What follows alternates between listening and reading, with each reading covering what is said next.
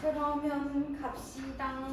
유형 9번 말고 10번. 유형 10번으로 갈게요.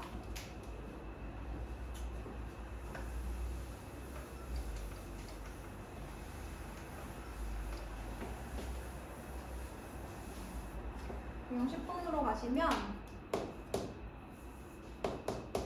229번 확률의 기본 성질에 대한 얘기입니다. 모든 확률은 0 이상 1 이하고요. 6건의 확률은 1 마이너스 사건 A가 일어날 확률이다. 그 다음에 우리가 표본 공간이라고 하는 게 사실은 전체 경우의 수잖아요. 그래서 표본 공간이 일어날 사건의 확률은 우리가 이제 1이다. 표본 공간을 S라고 했을 때 S의 확률은 1이다. 이런 얘기 했었고요.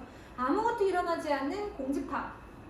그쵸? 아무것도 일어나지 않는 공집합의 확률은 0이다. 이런 얘기를 했었습니다. 자, 그러면 229번의 기억 보니까 어떤 사건의 확률, 표본 공간 S 안에 들어가는 어떤 두 사건 A, B가 있을 때 A가 일어날 확률은 당연히 0 이상 1 이하다. 이렇게 얘기를 할 수가 있겠죠. 자, 그 다음에 니은 한번 보도록 할게요. 얘가 무슨 얘기를 했냐면 사건 A가 일어날 확률과 사건 B가 일어날 확률은 무조건 1 이상이냐 이렇게 물어봤어요. 아닐 수도 있죠. 그쵸? 아닐 수 있습니다. 예를 들어서 그러니까 발리만 있으면 되는 거잖아. 물론 이런 경우도 있겠지만 이걸 반대로 얘기할 수 있는 발리가 존재한다면 이 명제는 참이 아니죠. 만약에 PA가 5분의 1이고 PB가 5분의 2고 만약에 교집합이 없다. 그죠? 교집합이 없다. 제가 이제 뭐 다르게 그려야 되겠죠? 교집합이 없으면. 그렇잖아요. 배반 사건일 수도 있잖아. 그럼 두 사건의 확률의 합은 5분의 3이잖아요. 그쵸?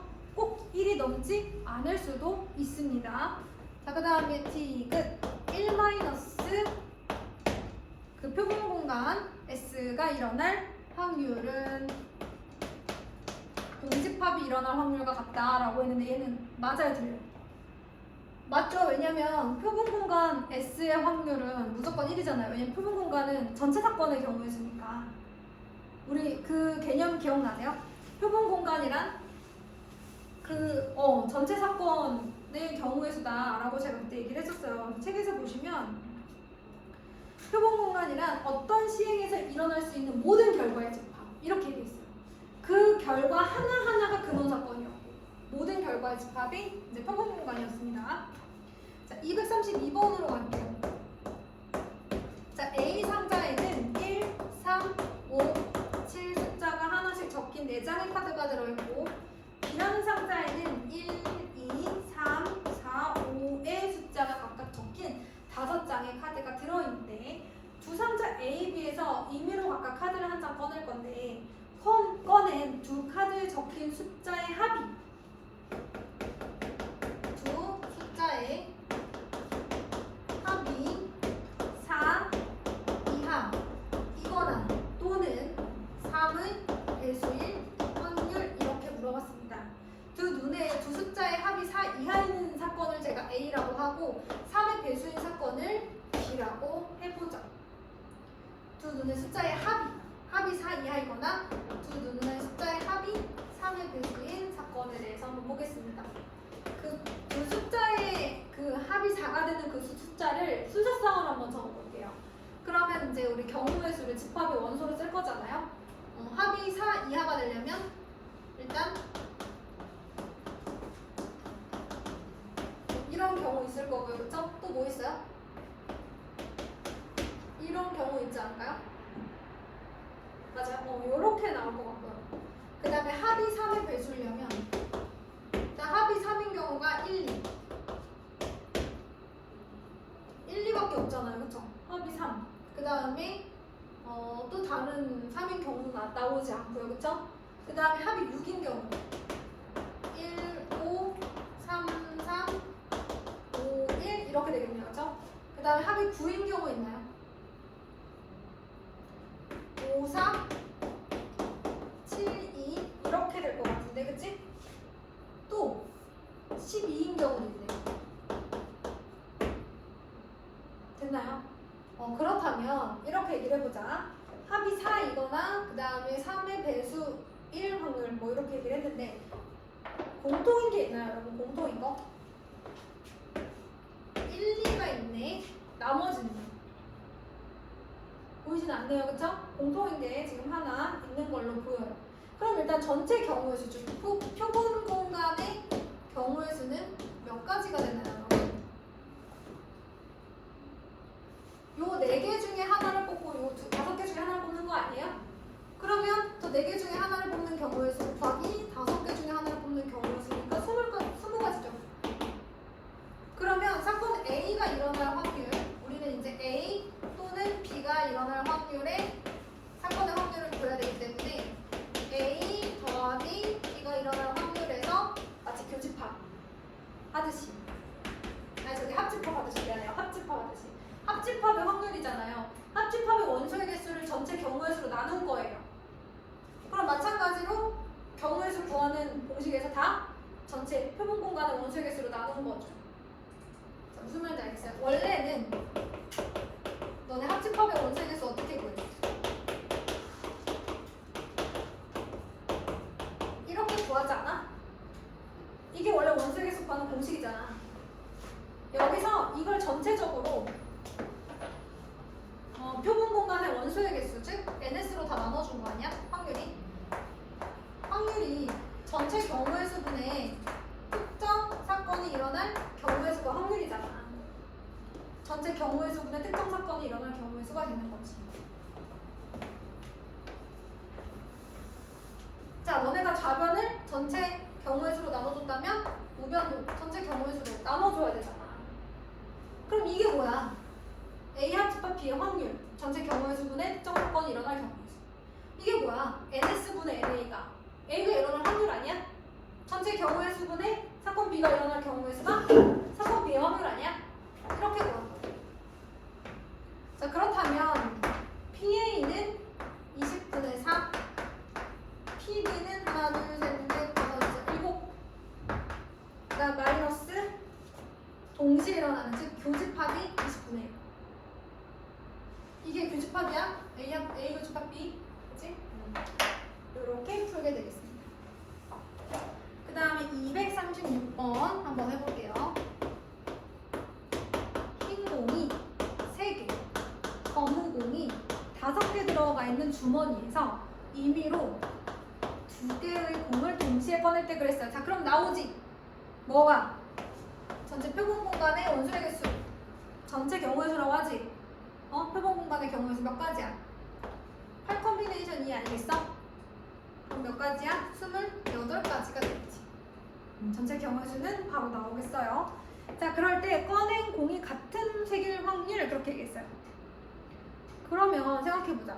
같은 색이니까 흰 공이거나 검은 공이어야 되는 거 아니야? 뭐 사실 그냥 쓴다고 하면 전체 경우의 수 28이니까 28분의 흰 공 다시 넣는 건가? 동시에 꺼내는 거구나. 미안해요. 그러면은 3개 중에 2개를 꺼내야지. 그 다음에 검은 공을 꺼내는 경우의 수가 5 컴비네이션. 자, 동시에 일어나는 거 있어요, 없어요? 내가 흰 공과 검은 공을 동시에 꺼낼 수는 없죠. 흰 공, 검은 공이니까 사실은 배반 사건인 거야, 그치? 자, 그러면 이것을 뭐 굳이 식으로 쓴다면 얘를 사건 A, 얘를 사건 B라고 한다면 사건 A가 일어날 확률. 근데 이것 또는 이게 일어날 확률이잖아요. 그래서 원래는 A 합집합 B라고 써야 돼. 그래서 원래는 PA 더하기 PB 마이너스 P A 교집합 B라고 쓰는 게 맞지. 사실 안 써도 막 바로 구해지긴 하죠, 여러분. 마치 또 얘가 없고 교집합이 없고. 그래서 이제 PA가 얘고 PB가 이제 얘, 이런 경우가 되겠습니다. 사실 이런 거 안 쓰면 조금 더 편할지도 모르겠어요, 그죠? 어쨌든 이 공식 때문에 이렇게 나오는 겁니다. 240번 한번 해볼게요.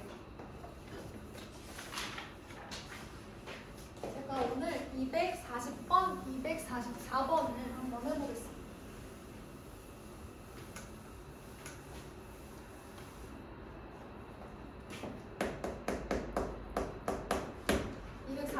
보면 표본 공간이 S인 두 사건 A, B에 대하여 이런 얘기가 나와있어요, 여러분.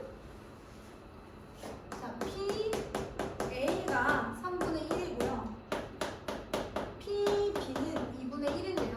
어머나, 여러분, A 교집합 B의 여집합이 거기 나와있어요. 제가 뭘 이렇게 바꾼 거예요? A의 여집합, 합집합, B의 여집합을 드모르간의 법칙으로 바꿔준 겁니다. 드모르간의 법칙. 여러분 이거 풀면 얘 나오는 거 맞지 않아요? 거꾸로 여집합으로 묶어낼 수도 있어야 됩니다. 이게 드모르간의 법칙이에요. 고등학교 1학년 수학 하. 자 그러면 뭔가의 여집합이 6분의 5라고 그랬어. 그러면 A 교집합 B는 얼마겠어?